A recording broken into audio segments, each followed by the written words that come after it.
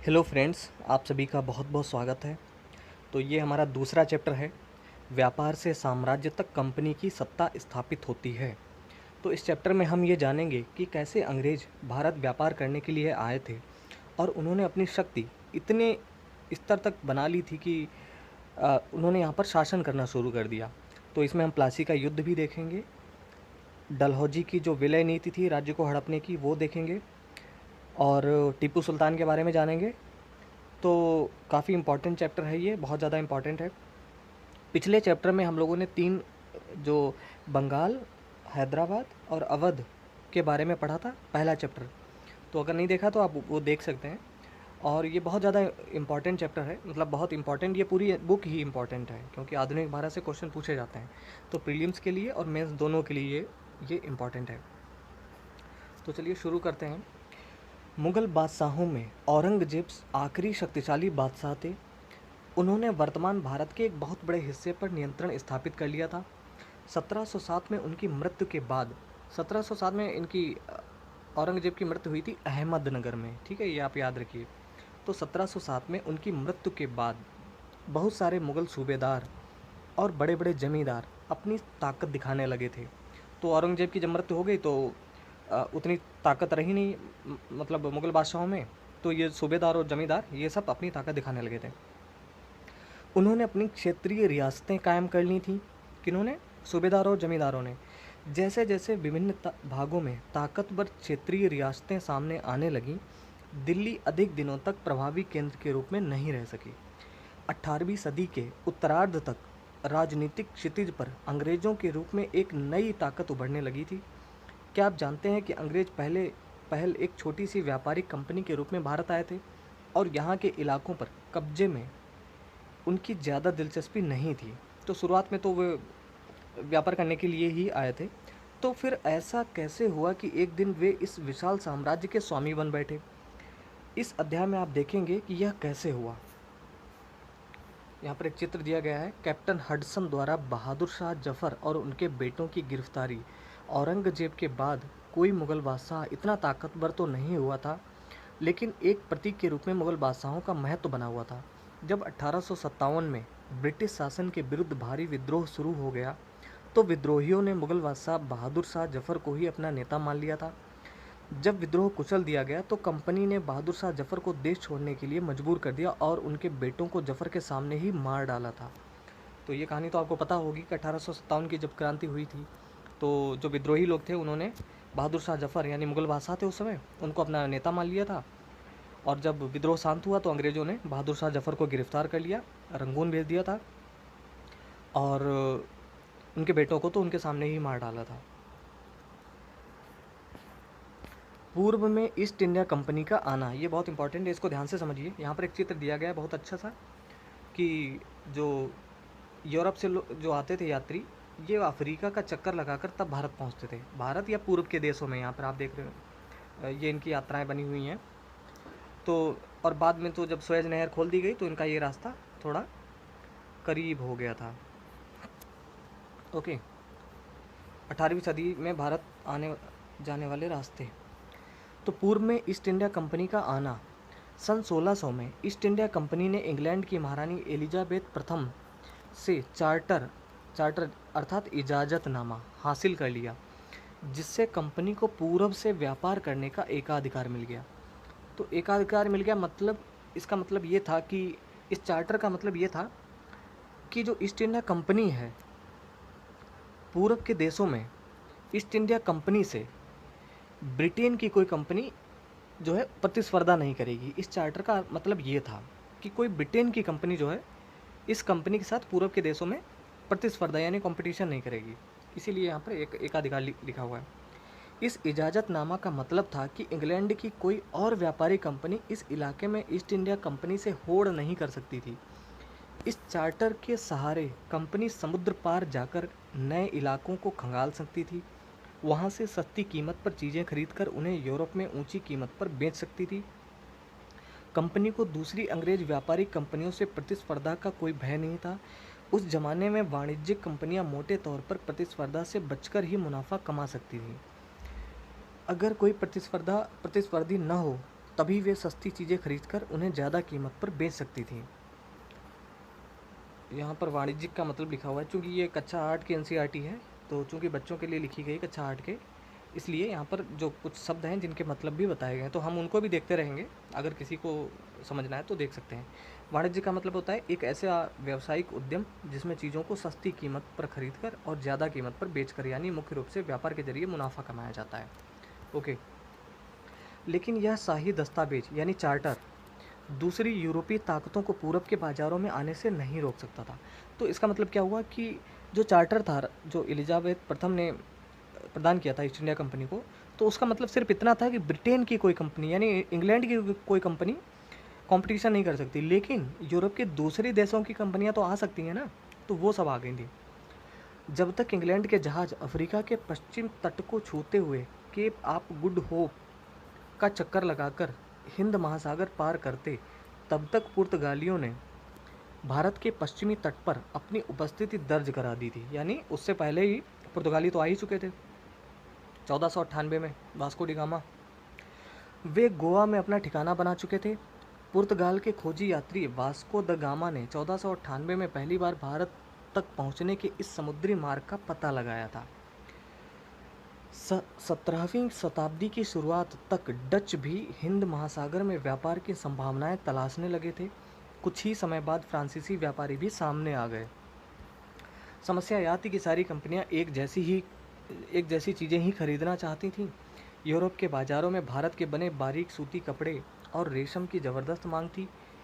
इनके अलावा काली मिर्च, लौंग, इलायची और दालचीनी की भी ज़बरदस्त मांग रहती थी, यानी कि मसालों की मांग थी। यूरोपीय कंपनियों के बीच इस बढ़ती प्रतिस्पर्धा से भारतीय बाज़ारों में इन चीज़ों की कीमतें बढ़ने लगीं और उनसे मिलने वाला मुनाफा गिरने लगा। कीमत इसलिए बढ़ने लगी क्योंकि सारी कंपनियों को एक ही चीज़ चाहिए थी। तो हुआ ये कि व्यापारियों ने कीमत बढ़ा दी, तो जो ज़्यादा कीमत देता था बस उसको चीज़ें मिल पाती थी। अब इन व्यापारिक कंपनियों के फलने फूलने का यही एक रास्ता था कि वे अपनी प्रतिस्पर्धी कंपनियों को ख़त्म कर दें। तो दोस्तों, ये जो है इस चीज़ को हमें समझते हुए चलना है आगे कि हुआ एक्चुअली में हुआ क्या था। हमको सिर्फ पढ़ना नहीं है, समझते हुए आगे बढ़ना है। लिहाजा बाज़ारों पर कब्जे की इस होड़ ने व्यापारिक कंपनियों के बीच लड़ाइयों की शुरुआत कर दी, यानी कंपनियों के बीच लड़ाई शुरू कर दी। 17वीं और 18वीं सदी में जब भी मौका मिलता, कोई सी एक कंपनी किसी दूसरी कंपनी के जहाज़ डुबो देती, रास्ते में रुकावटें खड़ी कर देती, और तो जो जहाज़ दूसरी कंपनियों के आते थे, जो ताकतवर कंपनियां होती थी, वो समुद्र में जो है दूसरी कंपनियों के जहाज़ों को डुबो देती थी, रास्ते में रुकावटें खड़ी कर देती और माल से लदे जहाज़ों को आगे बढ़ने से रोक देती। यह व्यापार हथियारों की मदद से चल रहा था और व्यापारिक चौकियों को किलेबंदी के जरिए सुरक्षित रखा जाता था। अपनी बस्तियों को किले बंद करने और व्यापार में मुनाफा कमाने की इन कोशिशों के कारण स्थानीय शासकों में भी टकराव होने लगे। इस प्रकार व्यापार और राजनीति को एक दूसरे से अलग रखना कंपनी के लिए मुश्किल होता जा रहा था। आइए देखें कि यह कैसे हुआ। ईस्ट इंडिया कंपनी बंगाल में व्यापार शुरू करती है, तो इसको बहुत ध्यान से समझिए। पहली इंग्लिश फैक्ट्री सन 1651 में हुगली नदी के किनारे शुरू हुई। ठीक है, तो कब शुरू हुई थी? 1651 में हुगली नदी के किनारे। कंपनी के व्यापारी यहीं से अपना काम चलाते थे। इन व्यापारियों को उस ज़माने में फैक्टर कहा जाता था। ठीक है, और जब इन्होंने एक जगह बनाई उसको फैक्ट्री कह दिया गया। तो इन व्यापारियों को क्या कहा जाता था? फैक्टर।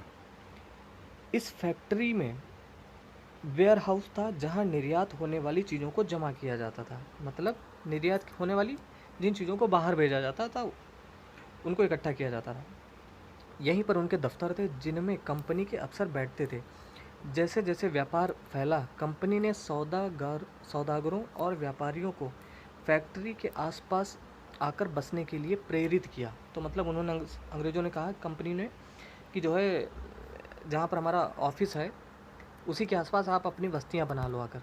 तो उन्होंने भी वहीं पर आकर बस्तियाँ बना ली थी। 1696 तक कंपनी ने इस आबादी के चारों तरफ एक किला बनाना शुरू कर दिया।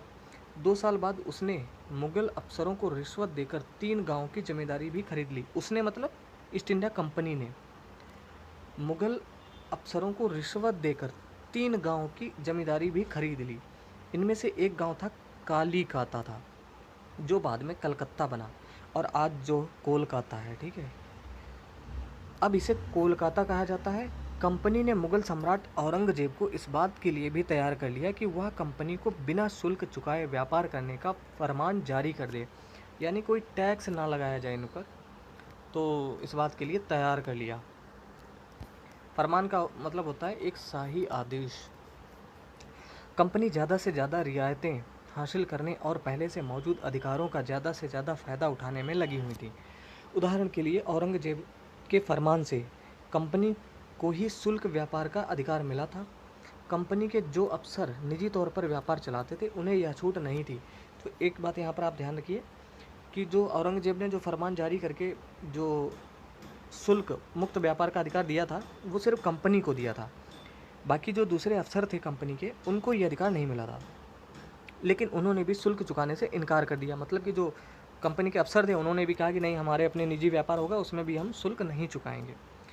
इससे बंगाल में राजस्व वसूली बहुत कम हो गई। ऐसे में भला बंगाल के नवाब मुर्शीद कुली खान विरोध क्यों न करते। तो मुर्शीद कुली खान के बारे में हमने पिछले अध्याय यानी चैप्टर 1 में पढ़ा था। मद्रास के जहाज़ों से सामान लाती स्थानीय नौकाएं विलियम सिम्पसन द्वारा बनाया गया चित्र 1867 का है ये। तो मद्रास के एक बंदरगाह का यहाँ पर बनाया गया है। व्यापार से युद्धों तक, यह रॉबर्ट क्लाइव का चित्र। तो कैसे कंपनी व्यापार करने आई थी और फिर युद्ध करने लगी, तो उसको समझिए। और इसके बाद ही हमको समझ में आएगा कि प्लासी का युद्ध हुआ क्यों। तो व्यापार से युद्धों तक 18वीं सदी की शुरुआत में कंपनी और बंगाल के नवाबों का टकराव काफ़ी बढ़ गया था। औरंगजेब की मृत्यु के बाद बंगाल के नवाब अपनी ताकत दिखाने लगे। उस समय दूसरी क्षेत्रीय ताकतों की स्थिति भी ऐसी ही थी। मुर्शीद कुली खान के बाद अली वर्दी खान, तो मुर्शीद कुली खान के बाद कौन नवाब बना था? अली वर्दी खान। और उसके बाद सिराजुद्दौला बंगाल के नवाब बने। तो ये क्रम आप याद रखिए। तो मुर्शीद कुली खान, फिर अली वर्दी खान, उसके बाद सिराजुद्दौला। ये सभी शक्तिशाली शासक थे। उन्होंने कंपनी को रियायतें देने से मना कर दिया। यानी ये जो नवाब थे, मुर्शीद कुली खान, अली वर्दी खान, सिराजुद्दौला, इन्होंने ईस्ट इंडिया कंपनी से कहा कि हम आपको रियायतें नहीं दे पाएंगे। व्यापार का अधिकार देने के बदले कंपनी से नजराने मांगे। उसे सिक्के ढालने का अधिकार नहीं था और उसकी किलेबंदी को बढ़ाने से रोक दिया। कंपनी पर धोखाधड़ी का आरोप लगाते हुए उन्होंने दलील दी कि उसकी वजह से बंगाल सरकार की राजस्व वसूली कम होती जा रही है और नवाबों की ताकत कमज़ोर पड़ रही है। कंपनी टैक्स चुकाने को तैयार नहीं थी। उसके अफसरों ने अपमानजनक चिट्ठियां लिखी और नवाबों व उनके अधिकारियों को अपमानित करने का प्रयास किया। तो ये प्रयास किया ईस्ट इंडिया कंपनी ने, क्योंकि जो सिराजुद्दौला, मुर्शीद कुली खान, अली वर्दी खान जैसे जो वहाँ के नवाब थे, उन्होंने विरोध किया कंपनी का कि भाई देखो, हम यहाँ पर जो है ज़्यादा छूट आपको नहीं दे सकते क्योंकि राजस्व कमी हो रही है, हमारा दूसरे काम जो है वो नहीं चल पा रहे हैं और हमारी ताकत जो है कम होती जा रही है। तो फिर हुआ ये कि कंपनी के जो अफसर थे उन्होंने उनको ख़राब चिट्ठियाँ लिखी, उसमें गाली गलौज लिख कर भेजा, उनको अपमानित किया।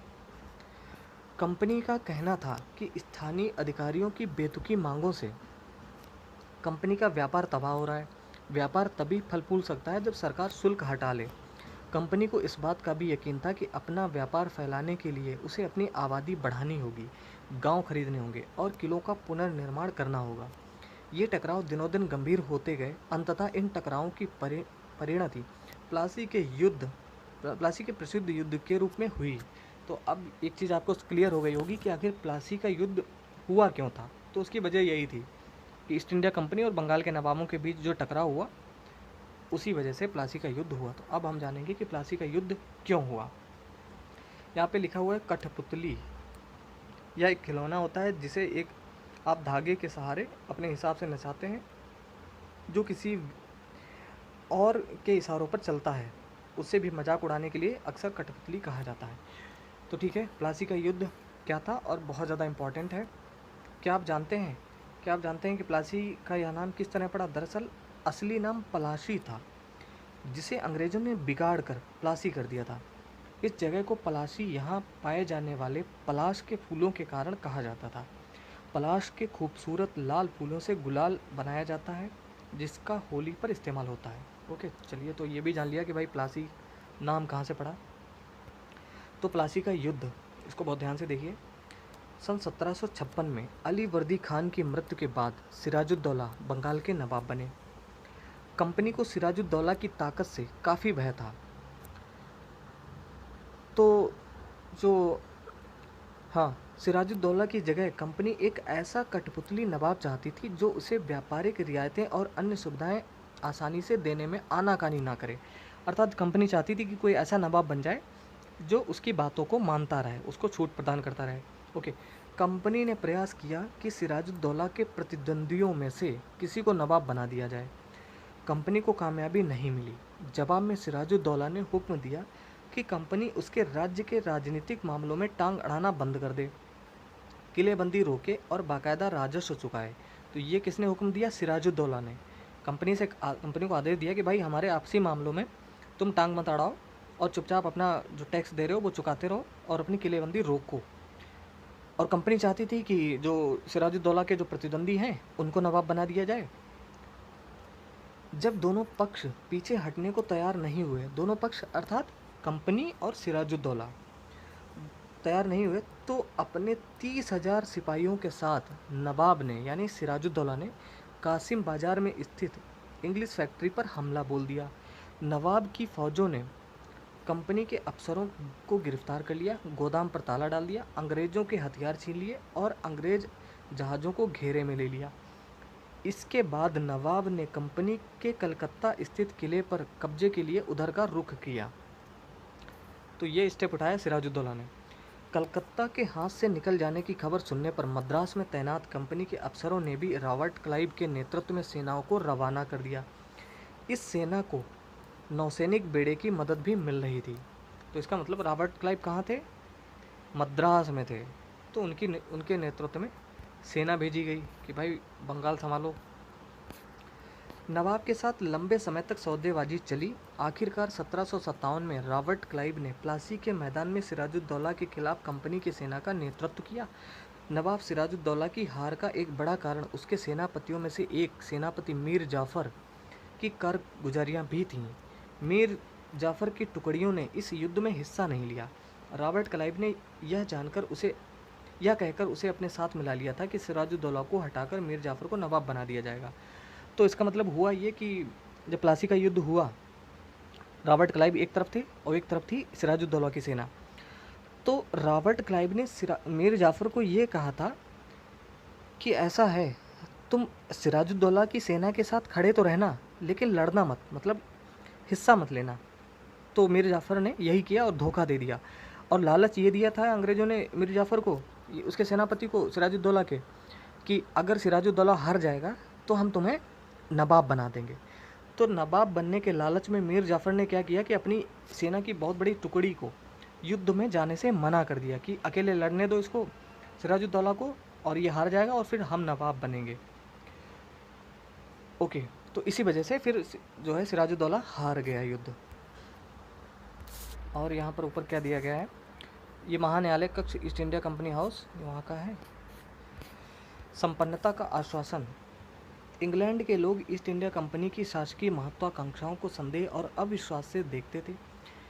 प्लासी की लड़ाई के बाद रॉबर्ट क्लाइव ने अंग्रेज सम्राट के एक मुख्य विदेश मंत्री विलियम पिट को 7 जनवरी 1759 को कलकत्ते में यह चिट्ठी लिखी थी। तो उसमें क्या बातें हैं तो जान लेते हैं कि भाई उस समय की स्थिति क्या थी।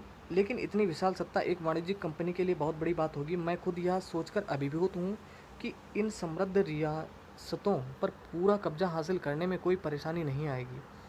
अब मैं यह फैसला आप पर छोड़ता हूँ कि क्या सालाना 20 लाख स्टर्लिंग की आमदनी और 3 प्रांतों का कब्जा कोई ऐसी चीज़ है जिस पर इतना शोर मचाना उचित हो। तो यह चिट्ठी उस समय लिखी गई थी, एग्ज़ाम के लिए उतनी इम्पॉर्टेंट नहीं है। नवाब की शिकायतें पहले ये पढ़ लेते हैं। 1733 में बंगाल के नवाब ने इंग्लिश व्यापारियों के बारे में यह कहा था। जब वे पहली बार देश में आए थे तो उन्होंने सरकार के सामने विनती करते हुए कहा था कि उन्हें एक फैक्ट्री बनाने के लिए थोड़ी सी ज़मीन दे दी जाए। उन्हें वह ज़मीन तो मिल गई, पर उन्होंने तो वहाँ बहुत मजबूत किला ही खड़ा कर डाला। इसके चारों तरफ गड्ढे बना दिए जो नदी से जुड़ते हैं। दीवारों पर उन्होंने न जाने कितनी तोपें तैनात कर दी। उन्होंने बहुत सारे सौदागरों और अन्य लोगों को अपने मातहत रहने के लिए तैयार कर लिया है और वह 1 लाख रुपए राजस्व वसूल कर रहे हैं।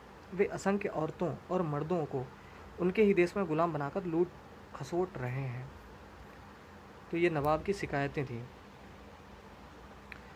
प्लासी की जंग इसलिए महत्वपूर्ण मानी जाती है क्योंकि भारत में यह कंपनी की पहली बड़ी जीत थी। प्लासी की जंग के बाद सिराजुद्दौला को मार दिया गया और मीर जाफ़र नवाब बना। तो जैसा कि उन्होंने कहा था अंग्रेज़ों ने कि सिराजुद्दौला को मार के उसको हराने के बाद हम मीर जाफ़र तुमको नवाब बना देंगे, तो फिर उन्होंने मीर जाफ़र को नवाब बना दिया। कंपनी अभी भी शासन की जिम्मेदारी संभालने को तैयार नहीं थी। उसका मूल उद्देश्य तो व्यापार को फैलाना था। अगर यह काम स्थानीय शासकों की मदद से बिना लड़ाई लड़े ही किया जा सकता था तो किसी राज्य को सीधे अपने कब्जे में लेने की क्या ज़रूरत थी। तो इसी वजह से अंग्रेज़ों ने क्या किया कि उस सत्ता को अपने हाथ में नहीं लिया, उसने मीर जाफ़र को ही बना दिया नवाब और राजस्व मुक्त होकर अपना व्यापार करने लगी। कंपनी की जल्द ही कंपनी को एहसास होने लगा कि यह रास्ता भी आसान नहीं है। कठपुतली नवाब भी हमेशा कंपनी के इशारों पर नहीं चलते थे। आखिरकार उन्हें भी तो अपनी प्रजा की नज़र में सम्मान और संप्रभुता का दिखावा करना पड़ता था। तो फिर कंपनी क्या करती? जब मीर जाफ़र ने कंपनी का विरोध किया तो कंपनी ने उसे हटाकर मीर कासिम को नवाब बना दिया। जब मीर कासिम परेशान करने लगा तो बक्सर की लड़ाई 1764 में उसको भी हारना पड़ा। तो दूसरा युद्ध जो है प्लासी के युद्ध के बाद 1764 में बक्सर का युद्ध हुआ था, तो वो भी हार गए। उसे बंगाल से बाहर कर दिया गया। किसको? मीर कासिम को। और मीर जाफ़र को दोबारा नवाब बनाया गया। अब नवाब को हर महीने 5 लाख रुपए कंपनी को चुकाने थे। तो उस समय 5 लाख रुपए बहुत बड़ी रकम होती थी। कंपनी अपने सैनिक खर्चों से निपटने, व्यापारिक ज़रूरतों तथा अन्य खर्चों को पूरा करने के लिए और पैसा चाहती थी। कंपनी और ज़्यादा इलाके और ज़्यादा कमाई चाहती थी। 1765 में जब मीर जाफ़र की मृत्यु हुई तब तक कंपनी के इरादे बदल चुके थे। कठपुतली नवाबों के साथ अपने खराब अनुभवों को देखते हुए क्लाइव ने ऐलान किया कि अब हमें खुद ही नवाब बनना पड़ेगा। तो ये बहुत बड़ा डिसीजन था उस समय। आखिरकार 1765 में मुग़ल सम्राट ने कंपनी को ही बंगाल प्रांत का दीवान नियुक्त कर दिया। किसने? मुग़ल सम्राट ने। और ये दीवानी किसने सौंपी थी? शाह आलम द्वितीय ने। ठीक है। दीवानी मिलने के कारण कंपनी को बंगाल के विशाल राजस्व संसाधनों पर नियंत्रण मिल गया। तो अब तो पूरा अधिकार इन्हीं को मिल गया था राजस्व वसूलने का ही। इस तरह कंपनी की एक पुरानी समस्या हल हो गई। 18वीं सदी की शुरुआत से ही भारत के साथ उसका व्यापार बढ़ता जा रहा था, लेकिन उसे भारत में ज़्यादातर चीज़ें ब्रिटेन से लाए गए सोने और चांदी के बदले में खरीदनी पड़ती थीं। इसकी वजह से ये भी उस समय ब्रिटेन के पास भारत में बेचने के लिए कोई चीज़ नहीं थी। प्लासी की जंग के बाद ब्रिटेन से सोने की निकासी कम होने लगी और बंगाल की दीवानी मिलने के बाद तो ब्रिटेन से सोना लाने की ज़रूरत ही नहीं रही। तो सोना लाने की ज़रूरत इसलिए नहीं रही ब्रिटेन से क्योंकि जब राजस्व वसूल करने लगे तो उसी राजस्व से जो रकम इकट्ठी होती थी उसी से चीज़ें वो खरीद लेते थे। ओके, अब भारत से होने वाली आमदनी के सहारे ही कंपनी अपने खर्चे चला सकती थी।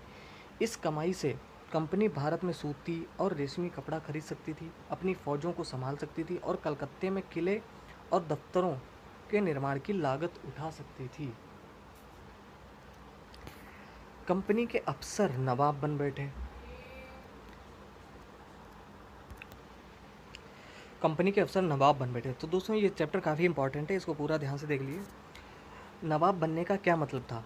इसका एक मतलब तो यही था कि कंपनी के पास अब सत्ता और ताकत थी, लेकिन इसके कुछ और फ़ायदे भी थे। कंपनी का हर कर्मचारी नवाबों की तरह जीने के ख्वाब देखने लगा था।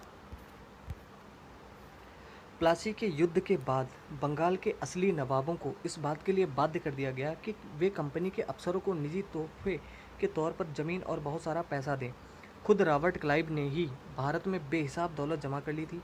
1743 में जब वह इंग्लैंड से मद्रास, यानी जो चेन्नई है, 1743 में वह इंग्लैंड से मद्रास आया था तो उसकी उम्र 18 साल थी। 1767 में जब वह 2 बार गवर्नर बनने के बाद हमेशा के लिए भारत से रवाना हुआ तो यहाँ उसकी दौलत 4,01,102 पाउंड के बराबर थी उस समय, यानी बहुत बड़ी रकम थी। दिलचस्प बात यह है कि गवर्नर के अपने दूसरे कार्यकाल में उसे कंपनी के भीतर फैले भ्रष्टाचार को खत्म करने का काम सौंपा गया था, यानी खुद ही भ्रष्टाचार कर रहे थे और उनको काम भी सौंपा गया था भ्रष्टाचार खत्म करने का। लेकिन 1772 में ब्रिटिश संसद ने उसे खुद भ्रष्टाचार के आरोपों पर अपनी सफाई देनी पड़ी। सफाई इसलिए देनी पड़ी क्योंकि इन्होंने उसी के साथ धोखा किया था। सरकार को उसकी अकूत संपत्ति के स्रोत संदेहास्पद लग रहे थे। उसे भ्रष्टाचार आरोपों से तो बरी कर दिया गया, लेकिन 1774 में उसने आत्महत्या कर ली। कंपनी के सभी अफसर क्लाइव की तरह दौलत इकट्ठा नहीं कर पाए। बहुत सारी बीमारियों और लड़ाइयों के कारण कम उम्र में ही मौत का निवाला बन गए। इसके अलावा उन सभी को भ्रष्ट और बेईमान मानना भी सही नहीं होगा। उनमें से बहुत सारे अफसर साधारण परिवारों से आए थे। उनकी सबसे बड़ी इच्छा बस यही थी कि वे भारत में ठीक ठाक पैसा कमाएं और ब्रिटेन लौटकर आराम की ज़िंदगी बसर करें। जो जीते जी धन दौलत लेकर वापस लौट गए, उन्होंने वहाँ आलीशान जीवन जिया। उन्हें वहाँ के लोग नवाब नवाब कहते थे। यह भारतीय शब्द नवाब का ही अंग्रेजी संस्करण बन गया। उन्हें लोग अक्सर नए अमीरी और सामाजिक हैसियत में रातों रात ऊपर आने वाले लोगों के रूप में देखते थे। नाटकों और कार्टूनों में उनका मजाक उड़ाया जाता था, वहाँ पर मतलब ब्रिटेन में ही। अब है कंपनी का फैलता शासन। उससे पहले ये देख लेते क्या है। क्लाइव खुद को कैसे देखता था। संसद की एक समिति के सामने सुनवाई के दौरान क्लाइव ने कहा था कि प्लासी की लड़ाई के बाद उसने ज़बरदस्त संयम का परिचय दिया। आइए देखें उसने क्या कहा था। उस स्थिति की कल्पना कीजिए जहां प्लासी की जीत ने मुझे लाखड़ा कर दिया था। एक ताकतवर राजा मेरे इशारे पर चल रहा था। एक संपन्न शहर मेरी दया पर था। उसके सबसे दौलतमंद महाजन मेरी एक एक मुस्कुराहट के लिए एक दूसरे की गिरेबान खींच रहे थे। मैं ऐसे खजानों के बीच से गुजर रहा था जो सिर्फ मेरे लिए खुले हुए थे। एक तरफ सोना और दूसरी तरफ जवाहरात थे। अध्यक्ष महोदय, मैं अपने इस संयम को देखकर खुद हैरान हूँ। ओके, तो कंपनी का फैलता शासन। यदि हम 1757 से 1857 के बीच ईस्ट इंडिया कंपनी के द्वारा भारतीय राज्यों पर कब्जे की प्रक्रिया को देखें तो कुछ बहुत महत्वपूर्ण बातें सामने आती हैं। किसी अनजान इलाके में कंपनी ने सीधे सैनिक हमला प्रायः नहीं किया। उसने किसी भी भारतीय रियासत का अधिग्रहण करने से पहले विभिन्न राजनीतिक, आर्थिक और कूटनीतिक साधनों का इस्तेमाल किया। बक्सर की लड़ाई 1764 के बाद कंपनी ने भारतीय रियासतों में रेजिडेंट तैनात कर दिए। ये कंपनी के राजनीतिक या व्यावसायिक प्रतिनिधि होते थे। तो रेजिडेंट कौन होते थे? कंपनी के राजनीतिक या व्यावसायिक प्रतिनिधि। उनका काम कंपनी के हितों की रक्षा करना और उन्हें आगे बढ़ाना था। रेजिडेंट के माध्यम से कंपनी के अधिकारी भारतीय राज्यों के भीतरी मामलों में भी दखल देने लगे थे। अगला राजा कौन होगा, किस पद पर किसको बिठाया जाएगा, इस तरह की चीज़ें भी कंपनी के अफसर ही तय करना चाहते थे। कई बार कंपनी ने रियासतों पर सहायक संधि भी थोप दी थी। जो रियासत इस बंदोबस्त को मान लेती थी, उसे अपनी स्वतंत्र सेनाएं रखने का अधिकार नहीं रहता था। उसे कंपनी की तरफ से सुरक्षा मिलती थी और सहायक सेना के रख रखाव के लिए वह कंपनी को पैसा देती थी। अगर भारतीय शासक रकम अदा करने में चूक जाते थे तो जुर्माने के तौर पर उनका इलाका कंपनी अपने कब्जे में ले लेती थी। उदाहरण के लिए, जब रिचर्ड बेलेजली गवर्नर जनरल 1798 से 1805 तक था, उस समय अवध के नवाब को 1801 में अपना आधा इलाका कंपनी को सौंपने के लिए मजबूर कर दिया गया, क्योंकि नवाब सहायक सेना के लिए पैसा अदा करने में चूक गए थे। इसी आधार पर हैदराबाद के भी कई इलाके छीन लिए गए थे। रेजिडेंट की क्या ताकत थी, और यहाँ पे दिया गया है। अपने बेटों और ब्रिटिश रेजिडेंट के साथ खड़े नवाब शुजाउद्दौला, टिली कैटल द्वारा बनाए गए चित्र। बक्सर की लड़ाई के बाद संधियों के फलस्वरूप नवाब शुजाउद्दौला के ज़्यादातर अधिकार छीन लिए गए थे, लेकिन वह रेजिडेंट के सामने अपनी चिर परिचित शाही शानो शौकत के साथ दिखाई दे रहे हैं। रेजिडेंट की ताकत क्या होती थी? कंपनी द्वारा नियुक्त किए गए रेजिडेंट्स के बारे में स्कॉटलैंड के प्रसिद्ध अर्थशास्त्री और राजनीतिक दार्शनिक जेम्स मिल ने यह कहा था। अच्छा, जेम्स मिल का नाम हम लोगों ने पहले चैप्टर में भी पढ़ा था। दरअसल रेजिडेंट रियासत का राजा होता है। हम उसे हस्तक्षेप की मनचाही निषेधाज्ञा के तहत काम करने की छूट देते हैं। जब तक स्थानीय राजा पूरी तरह अधीनस्थ रहता है और रेजिडेंट यानी ब्रिटिश सरकार के माफिक काम करता है, तो चीज़ें आराम से चलती रहती हैं। शासन के कामों में रेजिडेंट की दखलंदाजी के बिना सब कुछ चल जाता है। जब भी कुछ अलग तरह का घटता है, जब भी राजा कोई ऐसा रास्ता अपनाता है जिसे ब्रिटिश सरकार गलत मानती है, तो टकराव और उथल पुथल पैदा हो जाती है। ये जेम्स मिल ने कहा था 1832 में। निषेधाज्ञा मतलब निर्देश, अधीनस्थता मतलब दब्बूपन। अब है टीपू सुल्तान, शेर मैसूर। जब कंपनी को अपने राजनीतिक और आर्थिक हितों पर खतरा दिखाई दिया तो कंपनी ने प्रत्यक्ष सैनिक टकराव का रास्ता भी अपनाया। दक्षिण भारतीय राज्य मैसूर के उदाहरण से यह बात समझी जा सकती है। हैदर अली, जिनका शासन काल 1761 से 1782 तक था, और उनके विख्यात पुत्र टीपू सुल्तान। तो टीपू सुल्तान किनके पुत्र थे? हैदर अली के। टीपू सुल्तान का शासनकाल था 1782 से 1799 में। जैसे शक्तिशाली शासकों के नेतृत्व में मैसूर काफ़ी ताकतवर हो चुका था। मालाबार तट पर होने वाला व्यापार मैसूर रियासत के नियंत्रण में था, जहां से कंपनी काली मिर्च और इलायची खरीदती थी। 1785 में टीपू सुल्तान ने अपनी रियासत में पड़ने वाले बंदरगाहों से चंदन की लकड़ी, काली मिर्च और इलायची का निर्यात रोक दिया। सुल्तान ने स्थानीय सौदागरों को भी कंपनी के साथ कारोबार करने से रोक दिया था। टीपू सुल्तान ने भारत में रहने वाले फ्रांसीसी व्यापारियों से घनिष्ठ संबंध विकसित किए और उनकी मदद से अपनी सेना का आधुनिकीकरण किया। सुल्तान के इन कदमों से अंग्रेज आग बबूला हो गए, यानी नाराज हो गए। उन्हें हैदर अली और टीपू सुल्तान बहुत महत्वाकांक्षी, घमंडी और खतरनाक दिखाई देते थे। अंग्रेजों को लगता था कि ऐसे राजाओं को नियंत्रित करना और कुचलना जरूरी है। फलस्वरूप मैसूर के साथ अंग्रेजों की 4 बार जंग हुई। तो 4 अंग्रेज मैसूर युद्ध हुए, ये सब आपको पता होने चाहिए और ज़रूर कई बार पूछे जा चुके हैं एग्जाम में। तो 4 अंग्रेज मैसूर युद्ध हुए, 1767 से 69, 80 से 84, 90 से 92 और 99 में हुआ। श्रीरंगपट्टम की आखिरी जंग में कंपनी को सफलता मिली। अपनी राजधानी की रक्षा करते हुए टीपू सुल्तान मारे गए और मैसूर का राजकाज पुराने बोडियार राजवंश के हाथों में सौंप दिया गया। इसके साथ ही मैसूर पर भी सहायक संधि थोप दी गई। यहाँ पे क्या दिया गया है? टीपू के बेटों को बंधक के रूप में कार्नवालिस के सामने पेश किया जा रहा है। डेनियल आर्म द्वारा चित्रित 1793। तो टीपू सुल्तान के बेटों को बंधक बना लिया गया था। कंपनी की फौजों को हैदर अली और टीपू सुल्तान ने कई बार युद्ध में हराया था। किसने? सुल्तान ने। लेकिन 1792 में मराठों, हैदराबाद के निजाम और कंपनी की संयुक्त फौजों के हमले के बाद टीपू सुल्तान को अंग्रेज़ों से संधि करनी पड़ी। इस संधि के तहत उनके 2 बेटों को अंग्रेज़ों ने बंधक के रूप में अपने पास रख लिया। तो ब्रिटिश चित्रकारों को ऐसे दृश्यों की तस्वीर बनाने में मज़ा आता था जिनमें अंग्रेज़ों की सत्ता की विजय दिखाई जाती थी। टीपू की कहानियाँ। राजाओं की छवि अक्सर जनश्रुतियों से भी बनती हैं। प्रचलित किस्सों में उनकी ताकत का खूब यशगान किया जाता है। 1782 में मैसूर के राजा बने टीपू सुल्तान के बारे में कहा जाता है कि एक बार वे अपने फ्रांसीसी दोस्त के साथ जंगल में शिकार खेलने गए। वहाँ एक शेर उनके सामने आ गया। उनकी बंदूक ने मौके पर साथ नहीं दिया और कटार भी ज़मीन पर गिर गई। फिर भी टीपू ने निहत्थे ही शेर का मुकाबला किया और आखिरकार कटार उठा ली। अंत में उन्होंने शेर को मार गिराया। इसी के बाद उन्हें शेरे मैसूर कहा जाने लगा। उनके राजसी झंडे पर भी शेर की तस्वीर होती थी। तो ये चित्र है टीपू सुल्तान शेर से लड़ते हुए। टीपू का खिलौना शेर, यह टीपू के एक विशालकाय मशीनी खिलौने की तस्वीर है। इसमें यह नकली शेर एक यूरोपीय सिपाही को दबाए हुए है। अच्छा, ये यूरोपीय सिपाही को दबाए हुए है। जब इसका हैंडल घुमाया जाता था तो नकली शेर दहाड़ता था और सिपाही के भीतर से चीख की आवाज़ें आती थीं।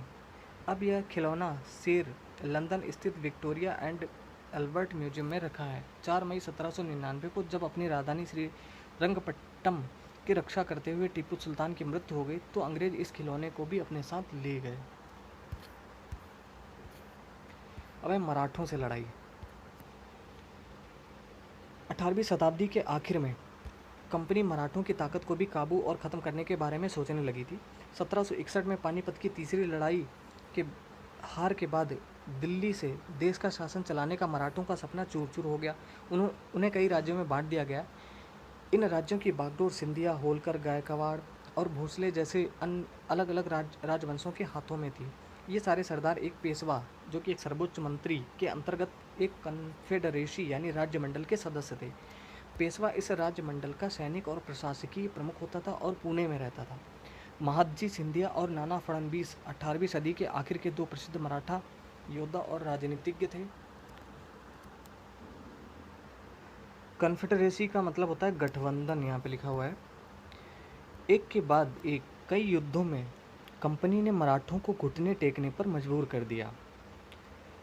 पहला युद्ध 1782 में साल्वाई संधि के साथ खत्म हुआ, जिसमें कोई पक्ष नहीं जीत पाया। दूसरा अंग्रेज मराठा युद्ध 1803 से 5 तक हुआ, कई मोर्चों पर लड़ा गया। इसका नतीजा यह हुआ कि उड़ीसा और यमुना के उत्तर में स्थित आगरा व दिल्ली सहित कई भूभाग अंग्रेजों के कब्जे में आ गए। अंततः 1817 से 19 के तीसरे अंग्रेज मराठा युद्ध में मराठों की ताकत को पूरी तरह कुचल दिया गया। पेशवा को पुणे से हटाकर कानपुर के पास बिठूर में पेंशन पर भेज दिया गया। अब विंध्य के दक्षिण में स्थित पूरे भूभाग पर कंपनी का नियंत्रण हो चुका था। अब है सर्वोच्चता का दावा। उपरोक्त विवरण से स्पष्ट है कि 19वीं सदी की शुरुआत से कंपनी क्षेत्रीय विस्तार की आक्रामक नीति पर चल रही थी। लॉर्ड हेस्टिंग्स 1813 से 1823 तक गवर्नर जनरल थे, के नेतृत्व में सर्वोच्चता की एक नई नीति शुरू की गई।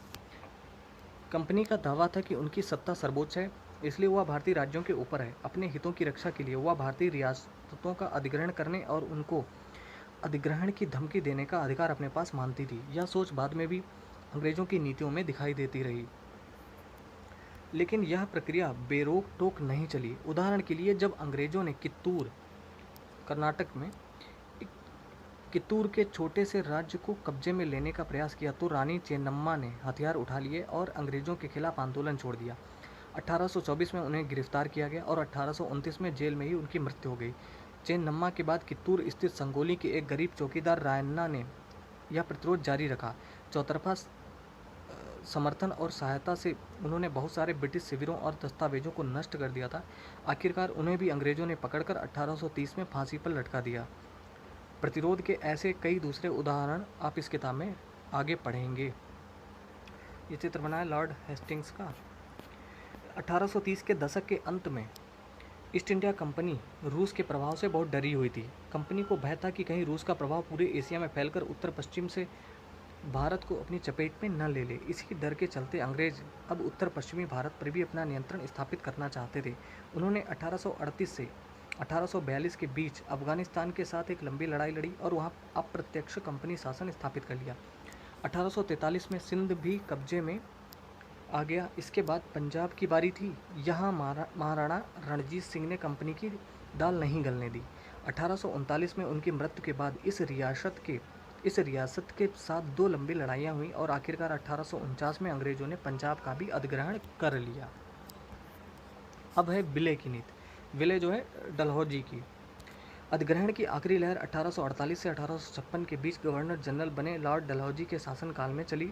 लॉर्ड डलहौजी ने एक नई नीति अपनाई जिसे विलय नीति का नाम दिया गया। यह सिद्धांत इस तर्क पर आधारित था कि अगर किसी शासक की मृत्यु हो जाती है और उसका कोई पुरुष वारिस नहीं है तो उसकी रियासत हड़प कर ली जाएगी, यानी कंपनी के भूभाग का हिस्सा बन जाएगी। इस सिद्धांत के आधार पर एक के बाद एक कई रियासतें, उनमें से सतारा 1848 में, संबलपुर 1850 में, उदयपुर 1852 में, नागपुर 1853 और झांसी 1854 में अंग्रेजों के हाथों में चली गई। किसके कारण? इस विलय नीति के कारण। आखिरकार 1856 में अंग्रेजों ने अवध को भी अपने नियंत्रण में ले लिया। इस बार अंग्रेजों ने एक नया तर्क दिया। उन्होंने कहा कि वे अवध की जनता को नवाब के कुशासन से आज़ाद कराने के लिए कर्तव्य से बंधे हुए हैं, इसलिए वे अवध पर कब्जा करने को मजबूर हैं। अपने प्रिय नवाब को जिस तरह से गद्दी से हटाया गया उसे देखकर लोगों में गुस्सा भड़क उठा और अवध के लोग भी 1857 के महान विद्रोह में शामिल हो गए। ये महाराणा रणजीत सिंह का दरबार और गतिविधि चित्र बने हुए हैं कुछ। भारत में अंग्रेजों की फैलती सत्ताएं। इस नक्शे को भारत के वर्तमान राजनीतिक नक्शे के साथ रखकर देखें। अच्छा, तो ये नक्शे हैं लेकिन ये धुंधले हैं थोड़े से। नए शासन की स्थापना। ठीक है, यहाँ पर कुछ शब्द दिए गए जिनका मतलब है, पहले हम उसको जान लेते हैं फिर आगे बढ़ते हैं। काजी का मतलब होता है एक न्यायाधीश। मुफ्ती का मतलब होता है मुस्लिम समुदाय का एक न्यायविद जो कानूनों की व्याख्या करता है। काजी इसी व्याख्या के आधार पर फैसले सुनाता है। महाभियोग, जब इंग्लैंड के हाउस ऑफ कॉमन्स यानी निचला सदन, जैसे हमारे यहाँ लोकसभा है, तो जब इंग्लैंड के हाउस ऑफ कॉमन्स में किसी व्यक्ति के खिलाफ दुराचरण का आरोप लगाया जाता है तो हाउस ऑफ लॉर्ड्स यानी उच्च सदन, संसद का ऊपरी सदन में उस व्यक्ति के खिलाफ मुकदमा चलता है। इसे महाभियोग कहा जाता है। नए शासन की स्थापना। गवर्नर जनरल वारेन हेस्टिंग्स 1773 से 1785 तक इनका कार्यकाल था। उन बहुत सारे महत्वपूर्ण व्यक्तियों में से था जिन्होंने कंपनी की ताकत फैलाने में अहम भूमिका अदा की थी। वारेन हेस्टिंग्स के समय तक आते आते कंपनी न केवल बंगाल बल्कि बम्बई और मद्रास में भी सत्ता हासिल कर चुकी थी। ब्रिटिश इलाके मोटे तौर पर प्रशासकीय इकाइयों में बटे हुए थे जिन्हें प्रेसिडेंसी कहा जाता था। उस समय तीन प्रेसिडेंसी थी, बंगाल, मद्रास और बम्बई। हर एक का शासन गवर्नर के पास होता था। सबसे ऊपर गवर्नर जनरल होता था।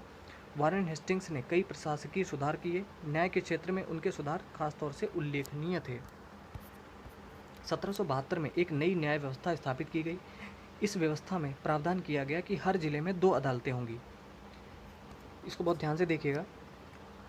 एक फौजदारी अदालत और दीवानी अदालत। दीवानी अदालत के मुखिया यूरोपीय जिला कलेक्टर होते थे। मौलवी और हिंदू पंडित उनके लिए भारतीय कानूनों की व्याख्या करते थे। फौजदारी अदालतें अभी भी काजी और मुफ्ती के ही अंतर्गत थीं, लेकिन वे कलेक्टर की निगरानी में ही काम करते थे। यह वारेन हेस्टिंग्स पर मुकदमा उसका दृश्य है। जब वारेन हेस्टिंग्स 1785 में इंग्लैंड लौटा तो एडमंड बर्के ने उस पर बंगाल का शासन सही ढंग से न चलाने का आरोप जड़ दिया। इस आरोप के चलते हेस्टिंग्स पर ब्रिटिश संसद में महाभियोग का मुकदमा चलाया गया, जो 7 साल चला। एक बड़ी समस्या यह थी कि ब्राह्मण पंडित धर्मशास्त्र की अलग अलग शाखाओं के हिसाब से स्थानीय कानूनों की अलग अलग व्याख्या कर देते थे।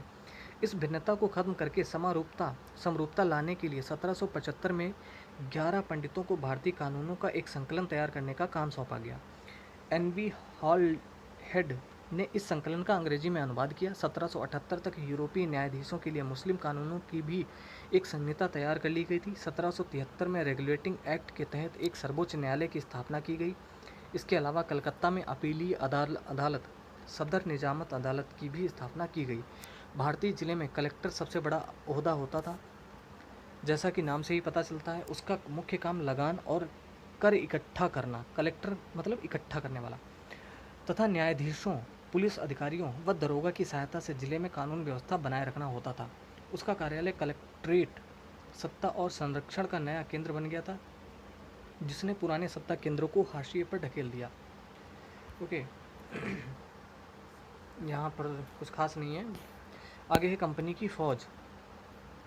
कंपनी के साथ भारत में शासन और सुधार के नए विचार तो आए, लेकिन उसकी असली सत्ता सैनिक ताकत में थी।